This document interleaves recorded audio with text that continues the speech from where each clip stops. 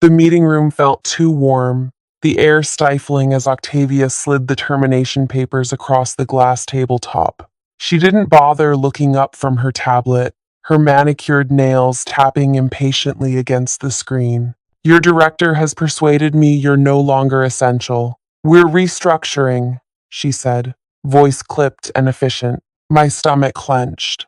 17 years. I'd given 17 years to building this company's entire digital infrastructure from nothing, now reduced to a 60-minute exit window. Garrison leaned against the wall, arms crossed over his chest.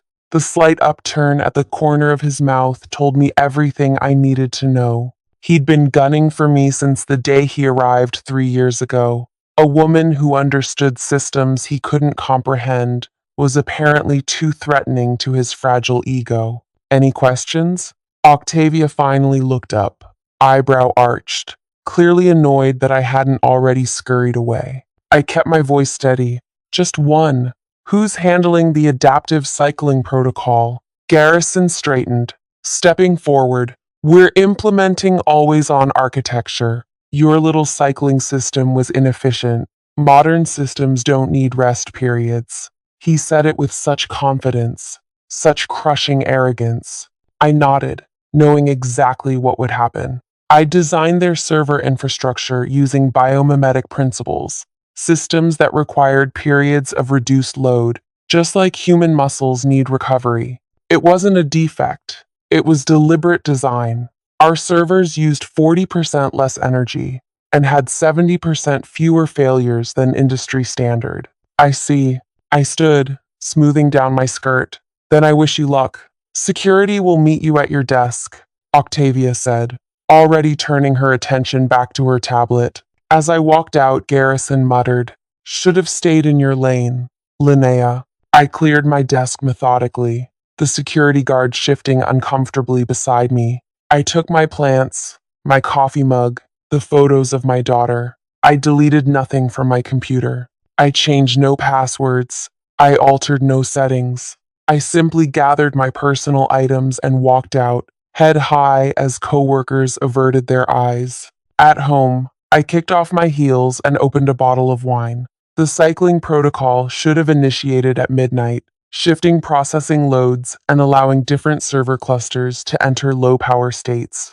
But they'd overridden it. My phone lit up at 3:17 a.m., 6 missed calls, 12 text messages, all increasingly desperate, systems crashing, customer data inaccessible, everything's overheating, call us back. I poured another glass and waited, watching the minutes tick by. By 4:30 a.m., Garrison called himself. What did you do? He hissed. Absolutely nothing. That's the problem. Fix this now or we'll sue you into oblivion. For what? Designing systems that worked perfectly until you broke them? I took a slow sip. Those servers were specifically calibrated for load cycling. Run them continuously at full capacity, and they'll burn themselves out. That's sabotage. That's thermodynamics. Check the maintenance logs. Everything was documented. You just never bothered to read them. 3 more hours passed. Octavia herself called next, her voice tense with barely controlled panic. Name your price. We need you here now. Before we continue further, thank you for giving this story a chance. If you're enjoying this corporate revenge tale, please take a moment to like this video, subscribe to the channel, and hit that notification bell. Your support helps bring more stories like this one. Now, let's get back to Linnea's situation. My name is Linnea Arden. I'm 43, divorced, with a daughter in college. I climbed the IT ladder when women in tech were still novelties to be tolerated, rather than colleagues to be respected. I built infrastructure systems that mimicked natural biological patterns, systems that breathe, rest, and regenerate. My approach saved millions in energy costs and hardware replacements, but try explaining biomimetic computing to executives who think technology should run like tireless machines. I started at the company when it was still a startup operating from a converted warehouse. Back then, Terrence, the founder, recognized my potential. You think differently, he'd said. That's exactly what we need. Under his leadership, I thrived, eventually becoming the chief infrastructure architect. Everything changed when Terrence sold the company 3 years ago. The new ownership brought in Garrison as technology director, a man with impressive credentials, but traditional thinking. From day one, he questioned my methods. Servers don't need rest periods, he'd argued during meetings. That's outdated thinking. It's not about what servers need, I'd explain. It's about system longevity and energy efficiency. He'd dismiss me with a wave. We need reliability, not your pet theories. I'd bite my tongue, knowing the data supported me. Our servers experienced 70% fewer failures than industry standard. Our energy costs were 40% lower. The numbers spoke for themselves, but Garrison wasn't interested in listening. The breaking point came 6 months ago when Octavia replaced our previous CEO. Young, ambitious, and eager to make her mark, she aligned herself with Garrison immediately. They shared the same vision: aggressive growth, cutting-edge appearance, and modern methodologies. My practical, sustainable approach didn't fit their glossy presentation slides. I tried adapting. I created reports showing the long-term benefits of my system. I demonstrated how our infrastructure outperformed competitors. I even attempted to modernize certain aspects to appease them. Nothing worked. In meetings, Garrison would interrupt me mid-sentence. Let's move on to solutions that scale, he'd say, effectively silencing me. Octavia would nod approvingly, her attention already elsewhere. 2 weeks before my termination, I overheard them in the break room. She's resistance we don't need, Garrison said. Her systems are black boxes only she understands. Can we replace her? Octavia asked. I've been documenting everything. We can transition within a month. I walked away quietly, heart pounding. I knew then what was coming, but I didn't intervene. I didn't sabotage. I simply waited. Now, as I held my phone with Octavia begging for help, I felt no joy, only confirmation. I want 30% of what this outage costs you, paid as a consulting fee, I said calmly. That's extortion, she sputtered. That's the market rate for emergency rescue from catastrophic failure. Ask any disaster recovery specialist. She paused. Fine, get here now. I took my time arriving. The server room was chaos. Technicians frantically working while executives hovered. The hardware was literally smoking from being pushed beyond capacity. I addressed the room. The system needs 12 hours of complete shutdown to cool and reset. There's no shortcut. Octavia paled. That's millions in lost business. Yes, and completely avoidable if you'd listened. Garrison stepped forward, face red. This is ridiculous. We can force a reset and Garrison and permanently damage half your hardware, I cut in. But please, go ahead, if you think you know better. The room fell silent. 12 hours, I repeated. And I'll need complete autonomy to restore the systems properly. Octavia nodded tersely. Do it. For the next 12 hours, I sat alone in the darkened server room, watching temperature gauges slowly drop. I used the time to document everything: the override commands Garrison had implemented, the warnings he'd ignored, the alerts that had been dismissed. I compiled it all, meticulously. When the time came to restart the systems, I did so gradually, implementing the proper cycling protocols. As servers came back online, relief spread throughout the company. By morning, everything was functioning normally. I was escorted to Octavia's office, where Garrison sat, tight-lipped and silent. The systems are stable, I reported. But there's something you should know. What I revealed next would change everything. Not just for me, but for the entire company. The house of cards Garrison had built was about to come crashing down, and I had positioned myself perfectly to emerge from the rubble stronger than ever. But as I opened my mouth to continue, A notification pinged on Octavia's computer. Her face drained of color as she read it.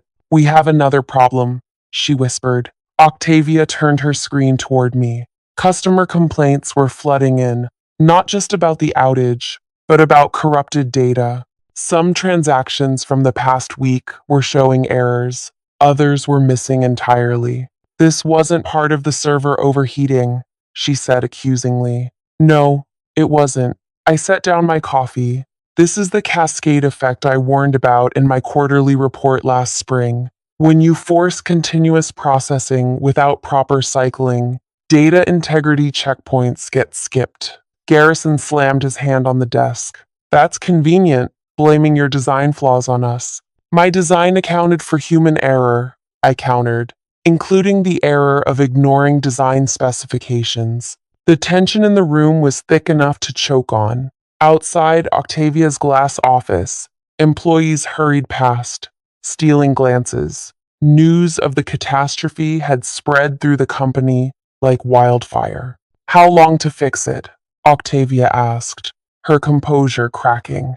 "The data corruption? 3 days minimum. Some of it may be unrecoverable." Garrison stood up. "Unacceptable. I'll bring in an external team." "Who won't understand the architecture?" I interrupted. "They'll take twice as long and recover half as much." Octavia's phone rang. She glanced at the screen, eyes widening. "It's Hudson, the company's largest client." She took the call on speaker, voice suddenly warm.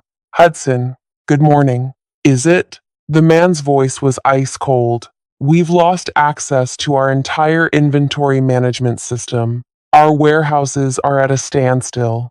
That's millions in shipping delays." "What exactly is happening, Octavia?" She looked at me pleadingly. I wrote a note. "I can fix their system first." 4 hours.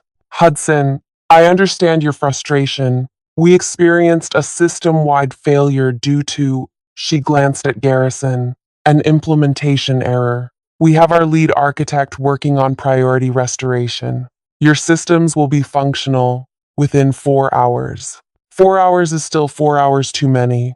We have contractual guarantees of 99.9% uptime. "I understand. We'll discuss appropriate compensation once systems are restored." After she hung up, Octavia's professional facade crumbled. "Fix Hudson's systems first. Then we'll discuss your consulting fee." I smiled politely. My fee just increased to 40%. "That's absurd," Garrison exploded. "Data recovery is more complex than system restoration. Different skill set, higher premium." I gathered my things. "I need access to my old workstation and credentials." "Give her whatever she needs," Octavia told Garrison. Working through Hudson's data issues took exactly the 4 hours I'd promised. Their systems came online first, while the rest of the company remained in various states of disarray. By that evening, I'd stabilized about 30% of the affected systems. As midnight approached, I sat alone in the server room, surrounded by the hum of equipment. The door opened, and Garrison slipped in. "I know what you're doing," he said quietly. "Saving your career?" I didn't look up from my screen. "Playing the hero after sabotaging us." I swiveled my chair to face him. "That's a serious accusation. You knew the cycling system would fail if we changed it." I documented that fact in 12 different reports. Reports nobody had time to read. Reports you were paid to read, Garrison. That was literally your job. He stepped closer. "I've been going through the logs. There's an authentication signature showing you accessed the system remotely last night." My heart stuttered, but I kept my expression neutral. "That's my automated monitoring alert. It pings the system daily to check status. Again, documented in the system specifications." "Convenient. Thorough," I corrected. "Unlike your understanding of the infrastructure." He leaned down, voice low. "When this is over, you're done in this industry. I have connections you can't imagine." Threatening the person saving your company. Bold strategy. The next morning, I presented a recovery timeline to Octavia. 5 days, to full restoration, with critical systems prioritized. She looked exhausted, dark circles under her eyes. The board is meeting this afternoon, she said. They want answers. I'm sure Garrison has plenty of those. Her eyes narrowed. This was your system. You bear responsibility too.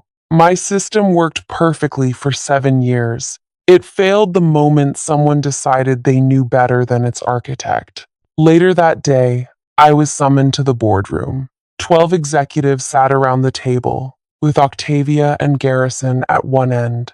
I was directed to a seat at the opposite end, physically positioned as the adversary. Ellis, the board chairman, spoke first. Miss Arden, we understand you designed the infrastructure that failed. I designed an infrastructure that operated flawlessly for 7 years with zero unplanned downtime. It failed when Director Lowry overrode the core operating principles despite documented warnings.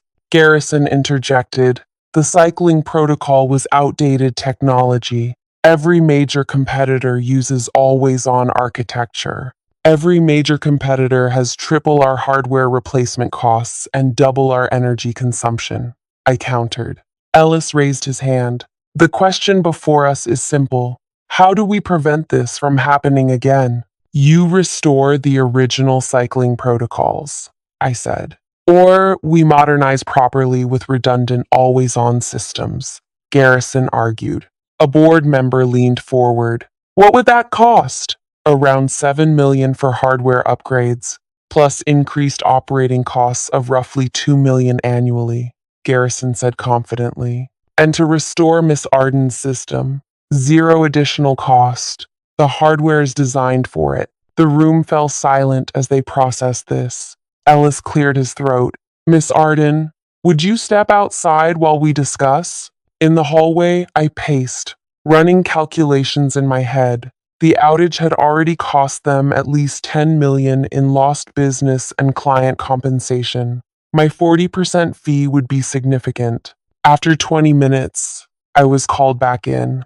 We've made a decision, Alice announced. We'll be restoring your cycling protocol for now, but transitioning to a hybrid system over the next 6 months. We'd like to offer you a 3-month contract to oversee the transition. I hadn't expected that. My consulting rate is triple your previous salary, plus the fee already agreed upon for the emergency response. Ellis slid a contract across the table. We value expertise, Miss Arden, even if some failed to recognize it. Garrison's face was a storm cloud. Octavia looked resigned. I'll need to review the terms, I said, taking the contract. Of course. In the meantime, please continue the recovery efforts. Over the next 3 days, I worked around the clock. Systems came back online, one by one. Data was recovered where possible. The company limped back to operation. On the 4th day, I found Garrison in my old office, going through my archived files. Looking for something? I asked from the doorway. He jumped slightly. Research for the transition plan. Those files are outside the scope of your access permissions. I'm the technology director. Nothing is outside my scope.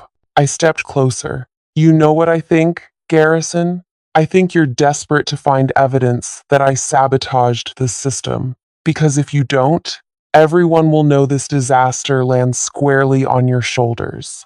His eyes narrowed. The board may be temporarily impressed by your recovery efforts, but they see the bigger picture. Your system was a house of cards. My system was brilliant, and you know it. That's what really bothers you. That a woman created something you couldn't understand, much less improve upon. You're living in a fantasy world. He gathered his tablet. Enjoy your temporary victory. This company will be implementing my vision, not yours. As he brushed past me, I caught his arm. Before this is over, everyone will know exactly who you are. That night, as I reviewed the contract offered by the board, I noticed something peculiar. A clause regarding intellectual property that hadn't been in my original employment agreement. I called Mira, my attorney. They're trying to claim ownership of your biomimetic computing methodology, she confirmed after reviewing the document. Not just the implementation you created for them, but the entire concept. That's why they want me back. They're afraid I'll take it elsewhere. Precisely. And this transition plan they're proposing? It looks like they want you to document everything. Then they'll likely terminate you again once they have what they need. I thought about Garrison's smug face, about Octavia's cold dismissal after 17 years of service, about the board's sudden interest in my expertise now that they needed it. What if I counteroffer? I asked. With what terms? I smiled, knowing exactly what I wanted. Terms they won't be able to refuse, but will regret accepting. The next morning, I returned to the office with my revised contract and a flash drive containing something I discovered during the recovery process. Something that would change everything. As I waited in the lobby for my meeting with Ellis, my phone buzzed with a text from an unknown number. Check your email now. We need to talk before you meet the board. I opened my email to find a message from Octavia's personal account, not her company one. The subject line read, "What Garrison didn't tell you." The attachment was a series of emails between Garrison and someone named Pierce at a competing company. My heart raced as I began to read, realizing I had underestimated just how deep this conspiracy went, and how perfectly positioned I now was to exploit it. The emails unveiled a shocking conspiracy.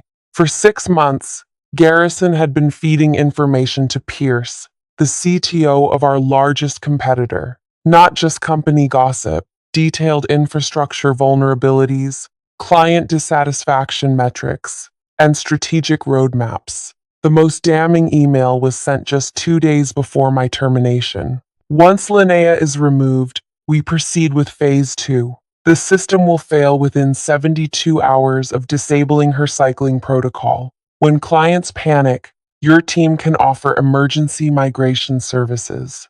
Split the commissions 70/30 as discussed. My hands trembled as I scrolled through more messages.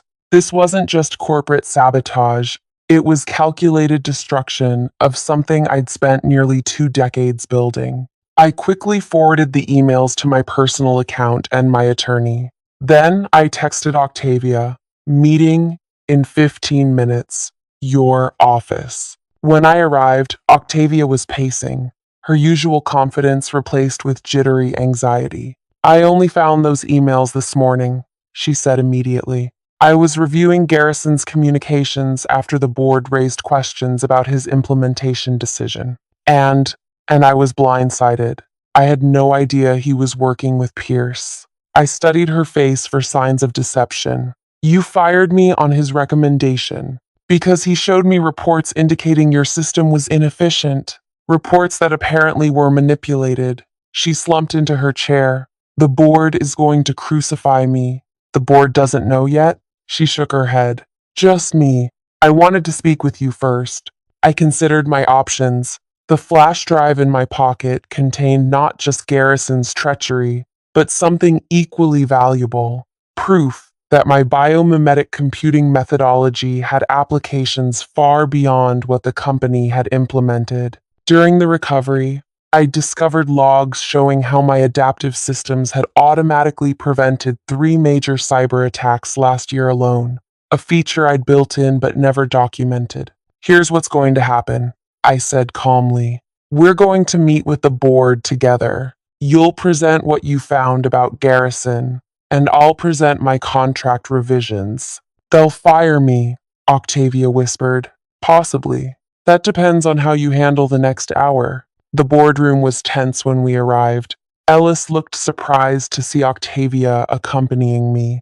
"Before we discuss my contract," I began, "Miss Winters has information critical to the company's security." Octavia connected her laptop to the projector with shaking hands. As the emails appeared on screen, gasps and mutters filled the room.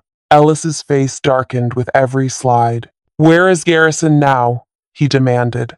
"Security is escorting him from the building," Octavia replied, voice steadier than I expected. I've also initiated emergency protocols to lock down all systems he had access to and contacted our legal team about pressing charges. Ellis turned to me. Did you know about this? I discovered evidence of tampering during recovery, but Miss Winters identified the external connection. The half-truth came easily. Let Octavia have that small win. I had bigger targets. This is outrageous, one board member exclaimed. We could be facing massive liability if clients learn their data was deliberately compromised, not to mention the competitive intelligence that's been leaked, added another. I cleared my throat. There's more. I connected my flash drive. While recovering systems, I discovered that my adaptive infrastructure actually prevented 3 major cyber attacks last year through its self-healing protocols. Attacks that were never reported because the system handled them automatically. I displayed the security logs, the timestamps, the blocked intrusion attempts. These security features weren't in any documentation, Ellis noted. They were proprietary innovations I was still refining. Innovations that are part of my broader biomimetic computing methodology. Which brings me to my contract revisions. I distributed copies of my counteroffer. The room fell silent as they read. This is unprecedented, Ellis finally said. My terms were clear. 1. Full ownership of my biomimetic computing, intellectual property, with the company receiving a perpetual but non-exclusive license. 2. Creation of a new Chief Innovation Officer position, reporting directly to the board, not to Octavia. 3. 15% royalty on all implementations of my methodology, both existing and future. 4. Public recognition as the creator of the technology in all company materials. 5. A seat on the board of directors. You're leveraging our crisis for personal gain, one member accused. I'm establishing fair value for innovations that saved this company from complete collapse. Twice. Once from external attacks you never knew about, and once from internal sabotage. I leaned forward. My technology is worth billions. You're getting it at a discount. Ellis studied me. And if we refuse, then I walk away with my IP, start my own company, and you lose not only your infrastructure, but your competitive advantage in the market. The negotiations lasted 3 hours. Voices were raised, threats made, lawyers consulted. By afternoon, we had a deal. Not everything I asked for, but enough. I would have my C-suite position, my IP ownership, with favorable licensing terms, and my board seat. Octavia survived, barely, demoted to regional operations, while the board searched for her replacement. She accepted her diminished role with surprising grace. As we left the boardroom, she pulled me aside. You could have destroyed me. That was never my goal. What was your goal? I smiled. Recognition, respect, the chance to build something lasting. You've certainly achieved that. She hesitated. For what it's worth, I'm sorry. I should have looked deeper before acting on Garrison's recommendations. Yes, you should have. I offered no absolution. Some bridges remain burned. The next month transformed everything. Garrison faced criminal charges for corporate espionage. Several clients who had been approached by Pierce's company during our outage came forward with their stories, strengthening the case against him. I assembled a team of brilliant engineers who understood my vision. We expanded the biomimetic computing platform, applying its principles to new domains. The stock price soared when we announced partnerships with 3 Fortune 100 companies eager to implement our energy-efficient, self-healing infrastructure. 6 months later, I stood on stage at the National Technology Summit, accepting the Innovation Impact Award. The applause was thunderous as I approached the microphone. Thank you. This recognition means a great deal, particularly because it acknowledges something I've believed throughout my career, that the natural world offers profound lessons for technological design. Systems that breathe, rest, and regenerate aren't inefficient. They're sustainable. They're resilient. They're the future. From the audience, I spotted Ellis and the board members, beaming proudly, as if they'd supported me all along. Seated further back was Octavia, her expression unreadable. I'd like to share an insight that guided me through difficult times. I continued. Innovation doesn't fear disruption, it anticipates it. The systems I design expect failure and adapt to it, growing stronger in response. What I didn't say was how perfectly that principle had applied to my career. When they tried to discard me, they created the conditions for my greatest triumph. Garrison's betrayal, Octavia's poor judgment, the board's short-sightedness, all became leverage in my ascension. The sweet irony wasn't lost on me. In trying to render me obsolete, they had made themselves obsolete instead. Now they worked for me, implementing my vision, executing my strategy. As I concluded my speech to resounding applause, a message appeared on my phone, an alert from the adaptive system monitoring our main competitor's public-facing web services. They were experiencing cascading failures across their network, the same competitor that had conspired with Garrison to poach our clients. I smiled, slipping the phone back into my pocket. Sometimes karma needs no assistance. Sometimes the systems we build deliver justice all on their own. If you enjoyed this tale of corporate revenge and justice served cold, please take a moment to like this video and subscribe to the channel. Share your thoughts in the comments. Have you ever witnessed someone underestimated who later proved their true value? Your engagement helps bring more stories like Linnea's to light, where intelligence and patience triumph over corporate politics and betrayal.